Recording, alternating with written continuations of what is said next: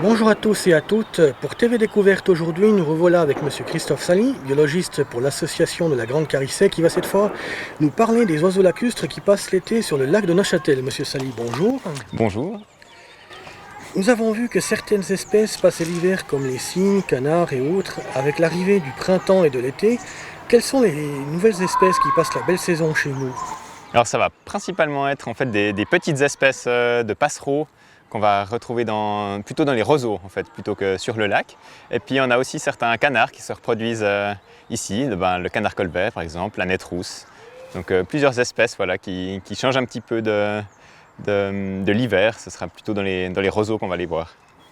Pourquoi ces espèces reviennent-elles à Neuchâtel? Que trouvent-elles chez nous et où sont-elles allées migrer? Alors elles viennent chez nous principalement parce qu'il y a de la nourriture en abondance, donc elles vont se nourrir beaucoup d'insectes, surtout ces petites espèces dont je vous parlais avant. Et puis les canards, ils trouvent ici aussi de bonnes sources de nourriture avec notamment des algues, parce que la qualité des eaux du lac de Neuchâtel est vraiment très bonne. Et du coup, il y a plein d'algues caracées, on appelle, qui poussent. Et du coup, certaines espèces sont vraiment friands de ces algues. Pour la provenance en fait, de ces oiseaux, ils ont passé en fait, tout l'hiver en Afrique, pour la plupart, ou dans le pourtour méditerranéen. Quelles sont les espèces qui reviennent nidifier chez nous? Alors, parmi ces petites espèces, on a par exemple la rousserolle effarvat, qui est une toute petite espèce, toute brune en fait, des roseaux, relativement discrète, sauf quand elle chante, où là elle fait passablement de bruit. Chez les canards, on peut citer la nette rousse, mais qui est aussi présente chez nous en hiver en grand nombre. Seulement maintenant elle niche en Suisse depuis seulement récemment en fait, depuis peut-être une trentaine ou quarantaine d'années, depuis les premières nidifications. Et puis on peut citer aussi par exemple le héron pourpré, qui est une espèce emblématique, qui est un héron migrateur. Le type de nourriture change-t-il en été? Alors le type de nourriture va beaucoup changer en fait entre l'hiver et l'été. En été, on a évidemment une grande abondance d'insectes, donc c'est là que les oiseaux en fait vont vraiment pouvoir profiter de cette source de nourriture-là, alors qu'en hiver, ils vont plutôt se concentrer sur des sources de nourriture type végétale, des graines par exemple. Et chez les canards aussi, certains oiseaux peuvent se nourrir d'algues qui poussent en abondance ici. Y a-t-il des espèces qui se perdent durant leur migration d'été et se retrouvent en Suisse?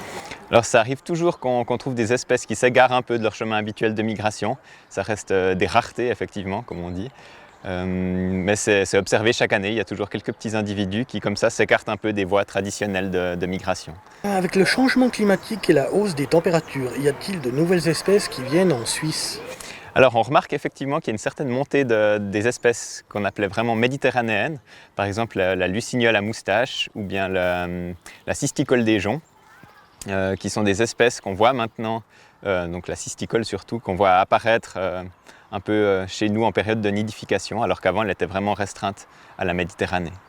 À l'image du cormoran, est-ce que ces espèces peuvent être considérées comme invasives?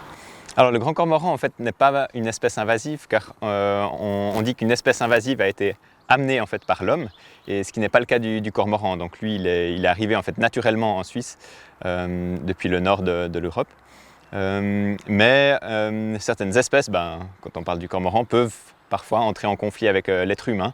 Par exemple ici c'est le cas du cormoran, c'est avec la pêche, et on aurait aussi le cas du goéland leucophée, qui apporte certaines nuisances en ville quand il niche sur les toits des villes.